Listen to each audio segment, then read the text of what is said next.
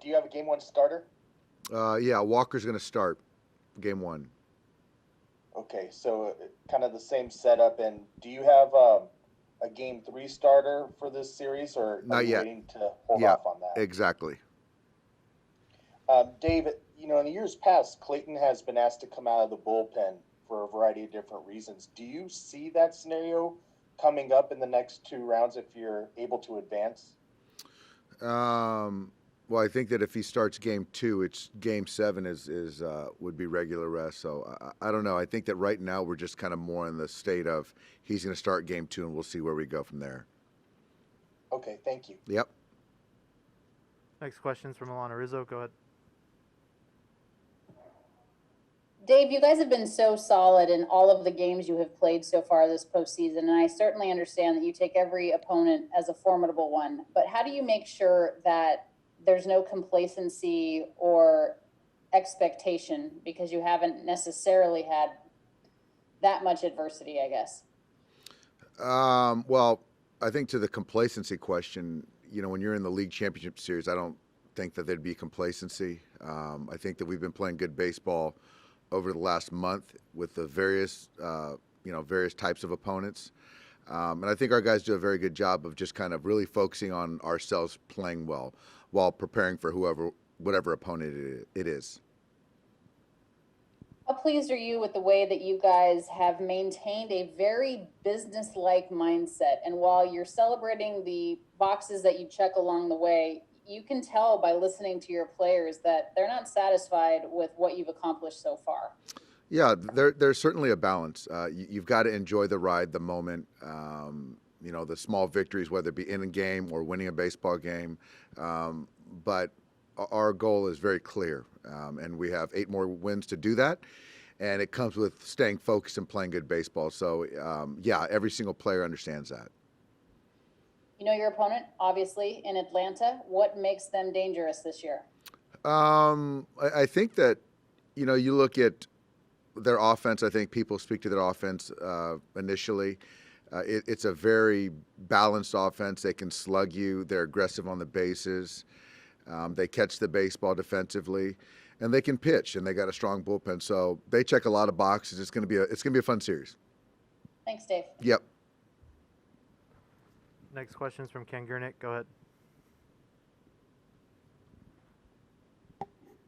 Dave, when you look at Cody Bellinger, first half last year being about as good as anybody could be, and this year kind of erratic, where would you put him at this point on that whole scale from the best to what he's been this year?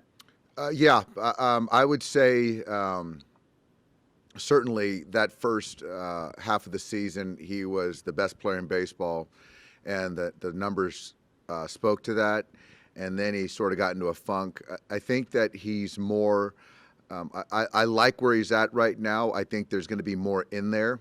I think his at-bat quality from at-bat to at-bat is considerably better than it has been all year.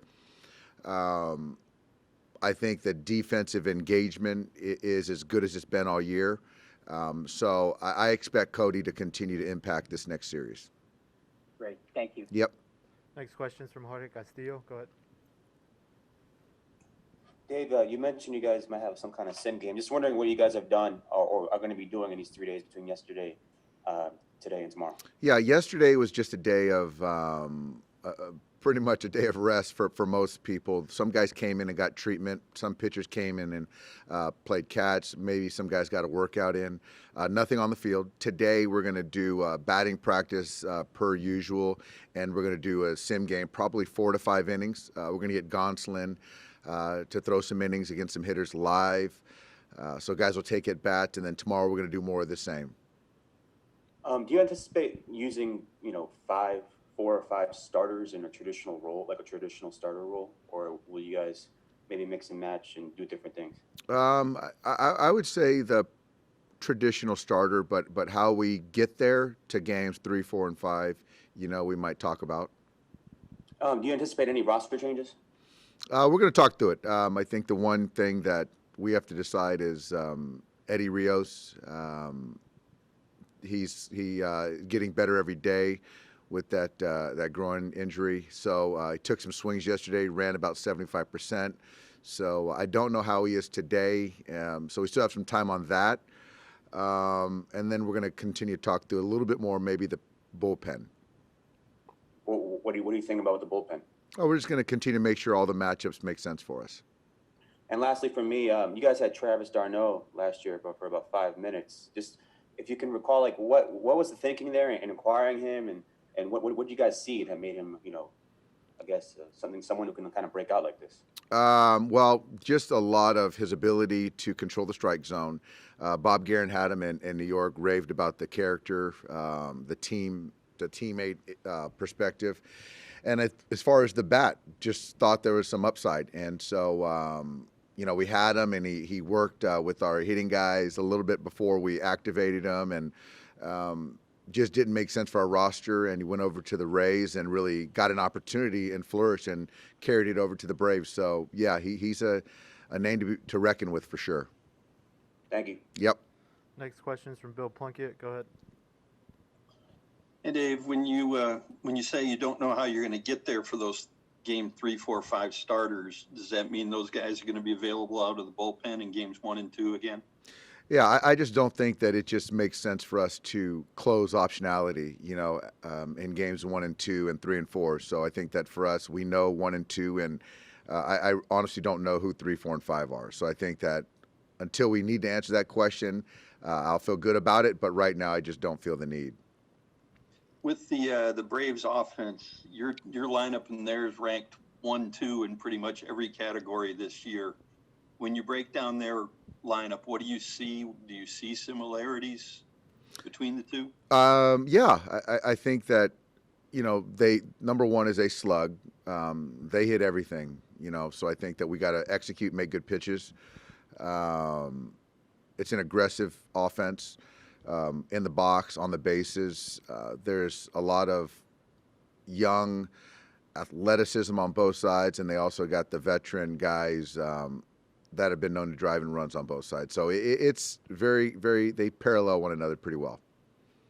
With you've gotten to this point a handful of times now. The perception was that you got Mookie Betts and added him to be the difference maker to get this team over the hump. What difference has he made so far?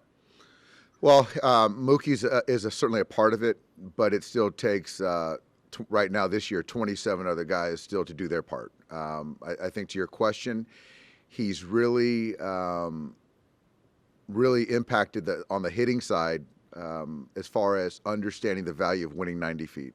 Controlling the strike zone. We talk about it, but when a player of his magnitude talks about it as well, echoes it, and does it in every at-bat, every game, certainly goes a long way. Defensively, he's a game changer and just has done a lot for us on the bases defensively. So he just made everyone around him better. But with that said, we all got to do our part. Yeah, the offense has let you down at times in past postseasons. Does that extra length that he gives you and the influence make you feel better about that not happening again? It does. And I think even the 5 games we played this year, the intent, the game, not the game planning, but the intent, the approach has been considerably better than I recall. Thanks, Dave. Yep. Next question is from Scott Braun. Go ahead.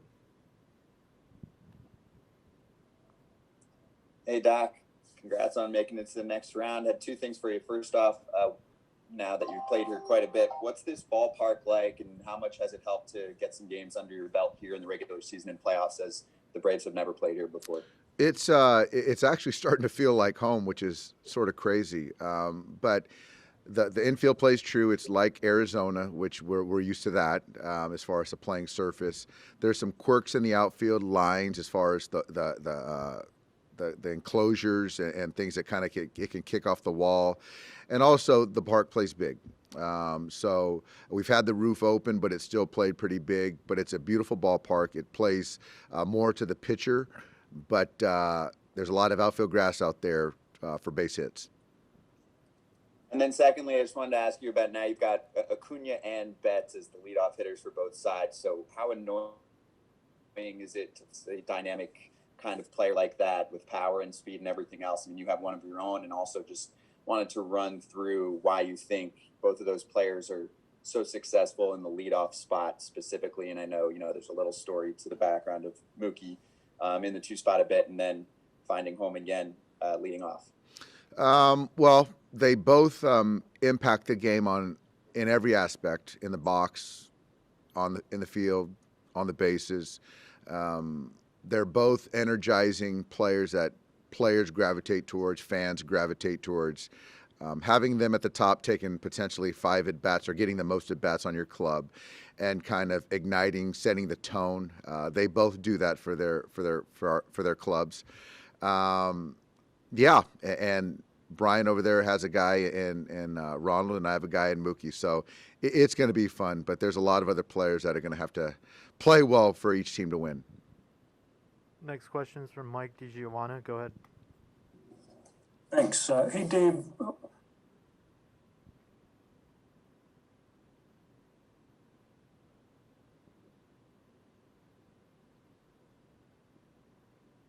Sorry, go ahead. Oops, you there? Yeah, go again, DG. Yeah. No matter how the pitching plays out, with 7 games in 7 days, will you have your starters skip their between starts bullpens so they're at least available to pitch on their throw days in games? I don't see that happening. I see that Clayton and Walker will do their regular sides and be ready to pitch on their regular rest days. So would maybe Urias have a better chance of being a swing guy, though? Absolutely. He's going to pitch very meaningful innings. How important is that to have a guy who's done both those things, especially very recent history? It's great. And I think that, in theory, on paper, you can look at matchups and say that it could work. But until you really do it, and you have to take the player, certainly's mind and experience has got to be a factor. And Julio's done it. He's had success in all roles, so makes us feel more confident. But with that said, whatever role that we put him in, I know he's going to be ready, and they're all important. Thanks. Next question is from Jared Diamond. Go ahead. Hey, Dave. So I'm sure you well know that the Braves had an incredible amount of success this year hitting against high velocity, like that 97 and up, which is something that you guys do probably as well as anyone in the league. So sort of sets up this sort of pitch to your strength or to their weakness sort of situation. I mean, how do you sort of view that generally in a situation like that? I just still think it's, nowadays we always talk about timing a bullet. You still got to make quality pitches. And, regardless if it's 97 or we saw last night 101 or whatever, if it's not located, guys are going to still square it up. So I think that there's a sequencing component and a quality of the fastball location component. And just one last thing. Besides Andrew, the other 3 GMs left in this postseason are all guys that Andrew hired who worked for him. I'm just curious what you think that says about him as a leader, that he's sort of created this GM tree that's had all this success here. No, Andrew's a brilliant baseball mind. He is very forward thinking, very inclusive. He relates to the player. So he's great, and he's made me a better manager. And so it's no surprise that, you're looking at all these guys around that have some connection to Andrew and his staffs in years past.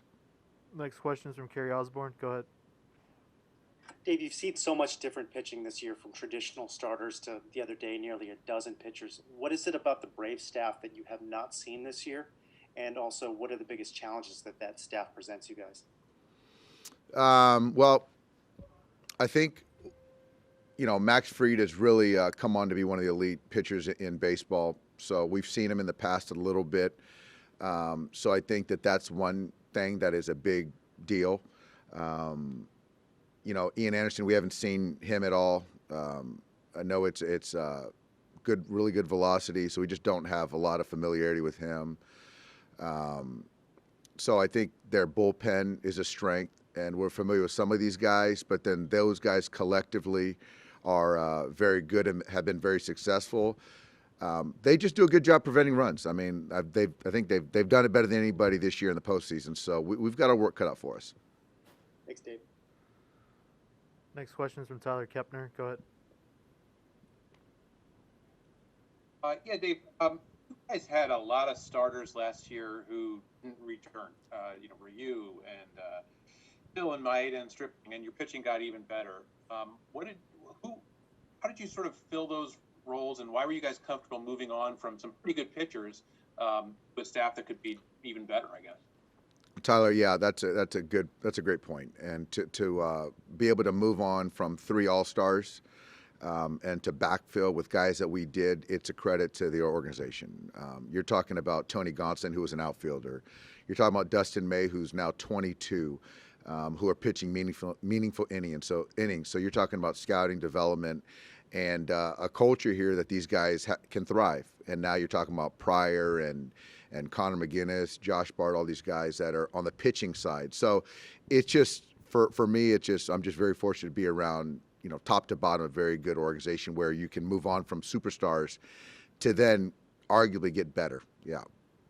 Yeah. And you talked yesterday and again today a little bit about controlling the strike zone, and that's what you do better this year than last year.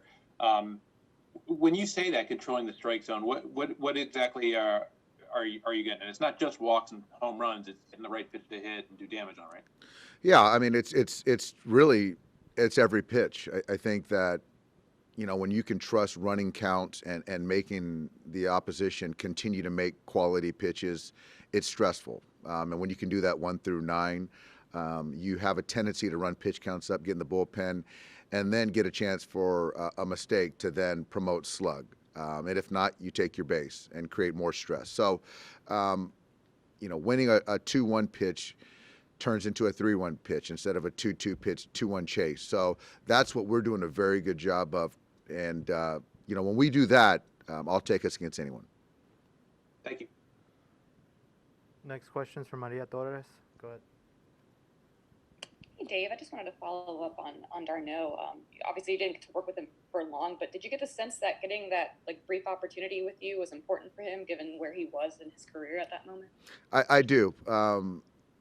Travis, I got to know him briefly, and I just loved everything about him. Just really nice way about him. There's a confidence, but there's a humility, and he really wanted to be a Dodger.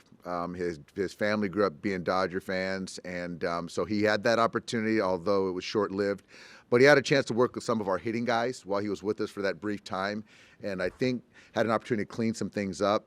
But I couldn't be happier for him in his career. I don't like seeing him in the 4-hole against us for this next week, but really happy for him. Thank you. Question from Eric Steven. Go ahead.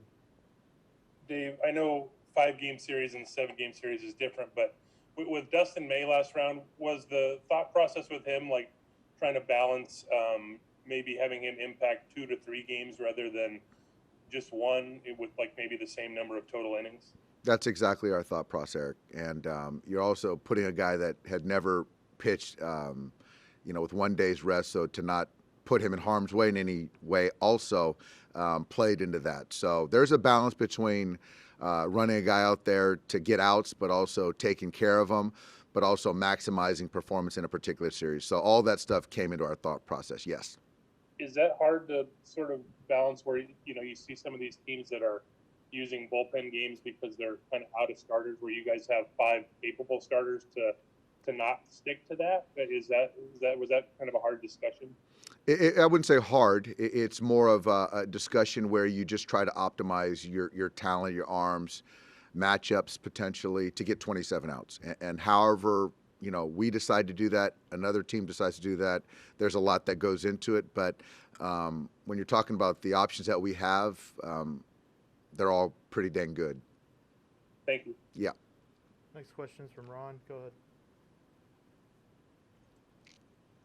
Yeah, Dave, with as good as Austin Barnes and Will Smith have been offensively, is it in your plans to perhaps have both of them in the lineup at the same time? Well, they were in Game 2 last series. I would expect the same thing in Game 2 this series, and then as we look out to 3, 4, and 5, I'll make a decision. And then the final question's from Bob Bro. He asked that the fans have been sort of absent this season, but on Monday the team has set up a drive-in situation for fans at Dodger Stadium. Can you talk about how this might help the fans?